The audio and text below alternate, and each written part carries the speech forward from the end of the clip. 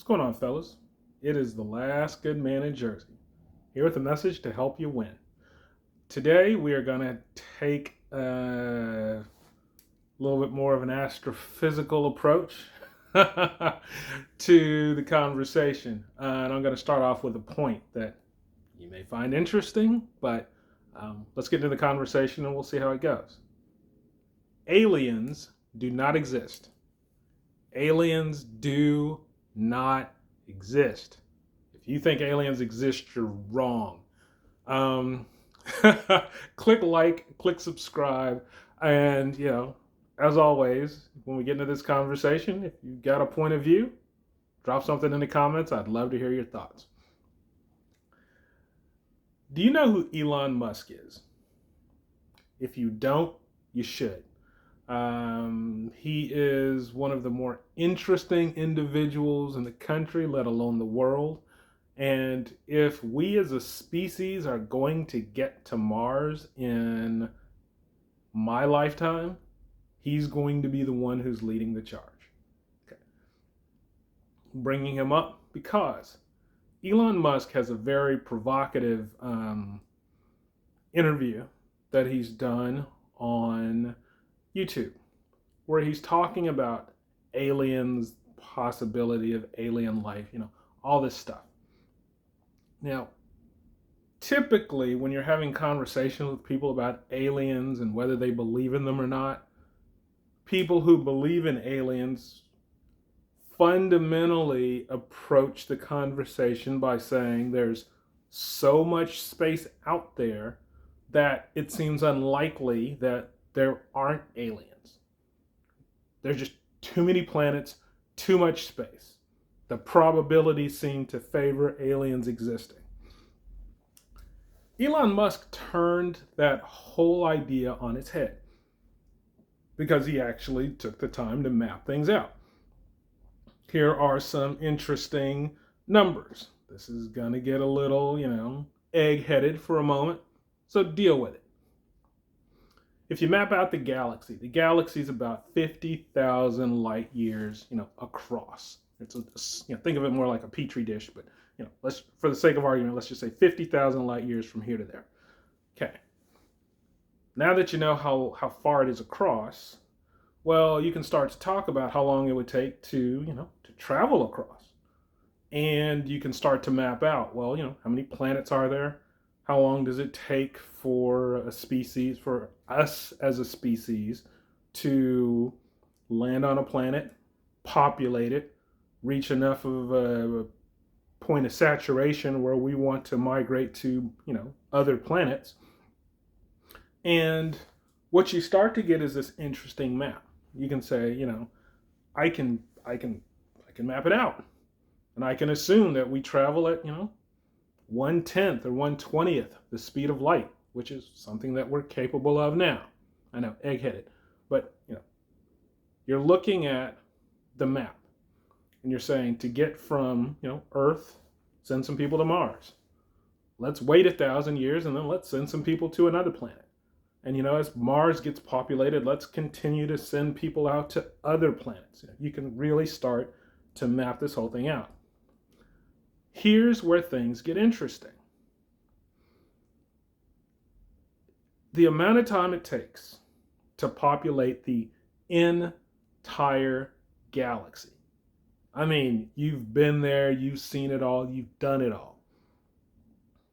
Surprisingly, it's like 10 million years. He actually, in his interview said, you know what? Double it to be conservative. It's 20 million years. Universe, 14 billion years old. Our sun, like 4 billion years old. So in terms of the amount of time it takes to populate the whole galaxy, from the time you start till the time you're done, it's like that. When you understand that, you start to say, the question isn't, are there aliens? The question is, why haven't we seen them? We shouldn't be able to walk 2 steps without bumping into an alien. And he kind of does, he presents two different arguments there. One is, the reason that we haven't seen them is because either they don't exist or we're not smart enough to see them. So, maybe they're microscopic and we've never really noticed them. Maybe we're looking at, beams of light and interpreting it as sunlight, but actually it's a life form and we just don't know. We're not smart enough to pick it up. Fundamentally, though, the idea is, they don't exist, or they don't exist in any form that we're ever going to see. What the hell does this have to do with kind of dating and the scenarios? Well, let's just connect the dots. Aliens, unicorns don't exist. Pretty simple.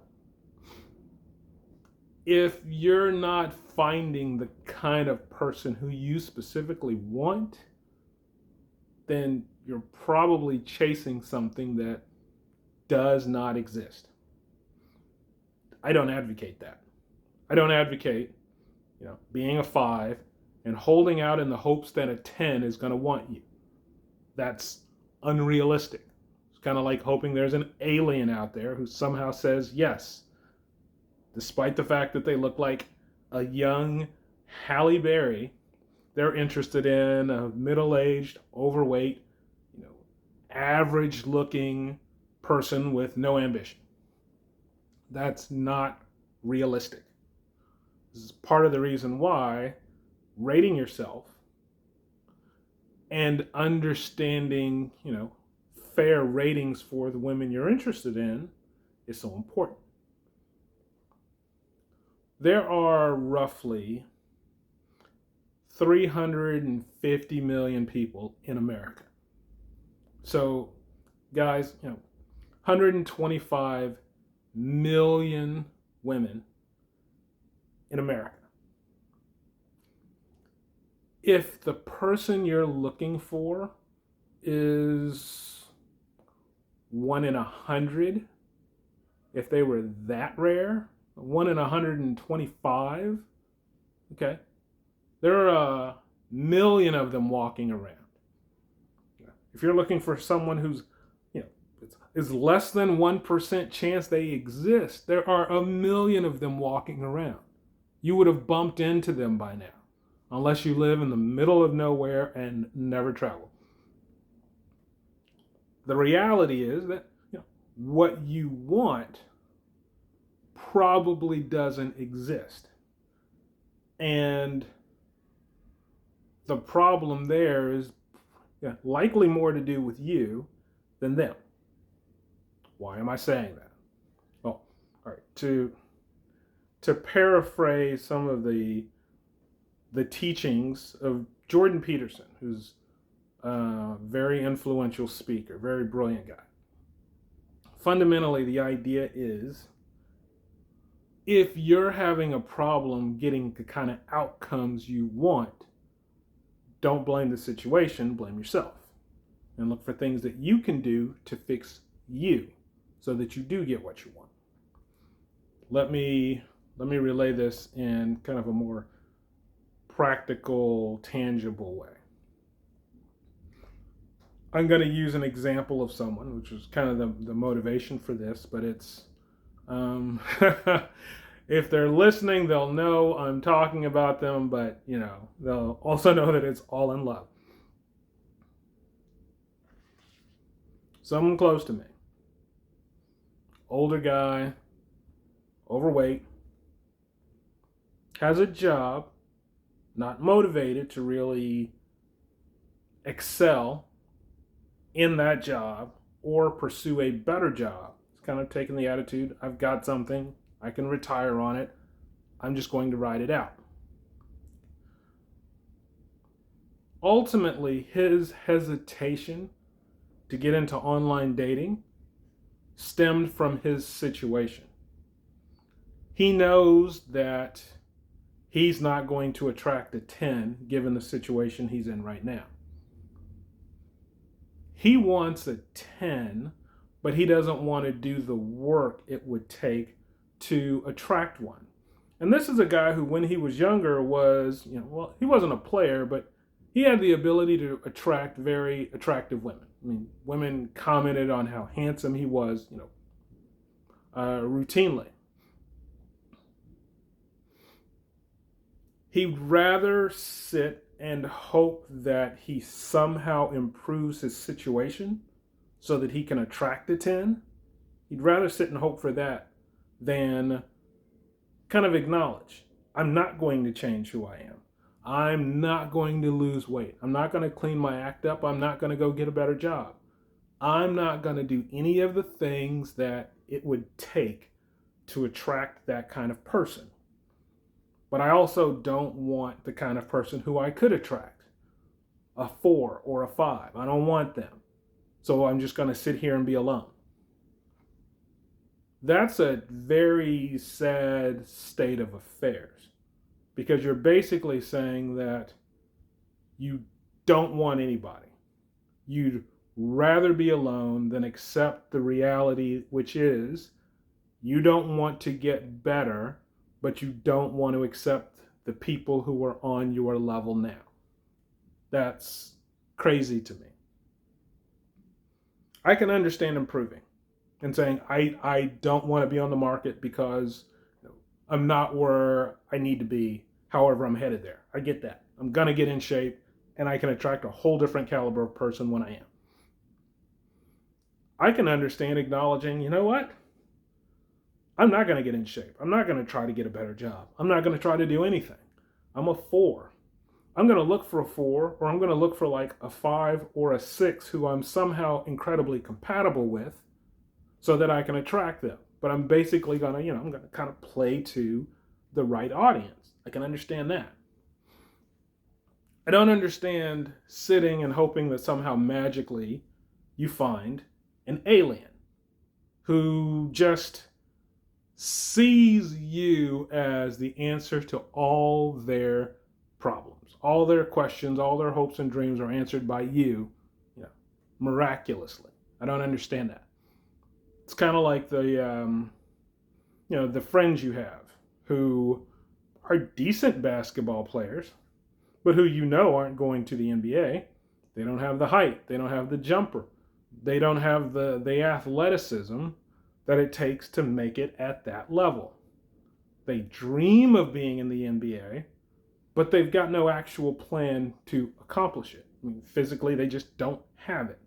And they aren't working, assuming that they are tall enough, they're not really taking the steps that would be required to even have a shot. They're just kind of hoping. If you're riding the bench in high school, the likelihood that you're going to make it to the NBA is practically zero. Stop hoping for aliens. Stop hoping that because there are so many people out there, you are somehow going to magically find that perfect person who is dazzling and is interested in you for no other reason than you being you. That's not the way life works. I mean, you show me the examples of that in real life. Show me the women who are as hot as you want and who are attracted to guys who are as normal as you. You link it, and I'd love to have the conversation. If you can't, then, maybe you want to take a step back and ask the real question. Do you want to die alone? Do you want to spend another year by yourself? Because you don't want to date the kinds of people who would actually date you. Aliens don't exist, and neither do unicorns. So, kind of stop coming up with these sci-fi excuses for why you hope you'll find them, and just start looking at reality for what it is.